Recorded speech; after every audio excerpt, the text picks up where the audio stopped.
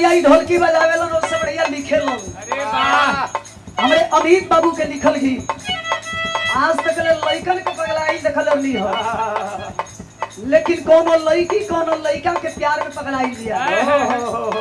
राहुल बाबू प्यार साला ऐसा चीज है कि जब हो जाला तो ना मोट देखी ना पातर देखी, ना बाहरी जाला ना भीतरी, ना दूबर देखी ना जवान देखी ना बूढ़ देखी। वाह प्यार तो बस हो जाता है। बेचारी की स्थिति बड़ा गड़बड़ दिया है, पगला गई दिया कहे तो हर याद में तो हर प्यार में हम पगला बन के घूमते तो हर याद में हम पगला बन के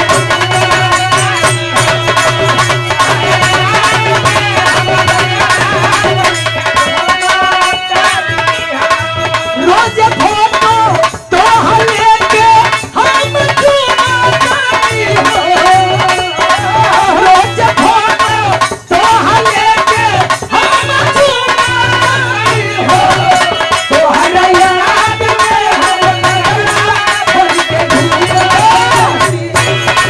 तो हर याद में हम पगला बन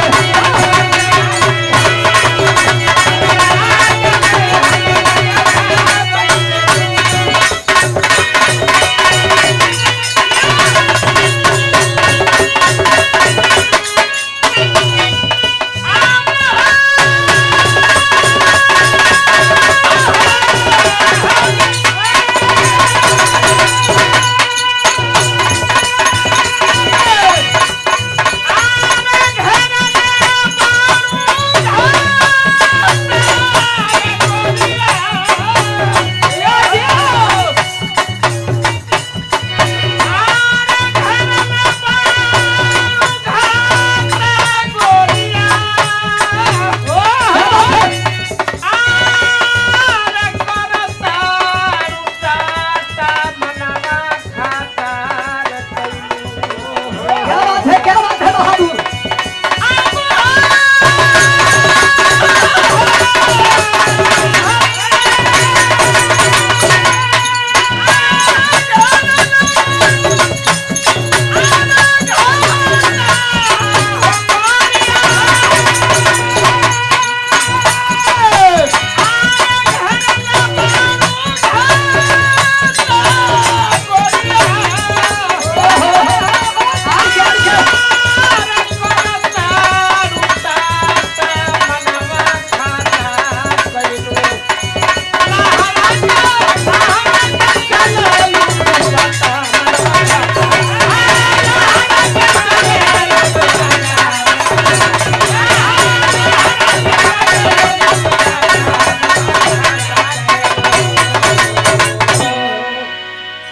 अब आप लोग बताइए कि आप सबके कैसन विचार बा बिरहा सुने के।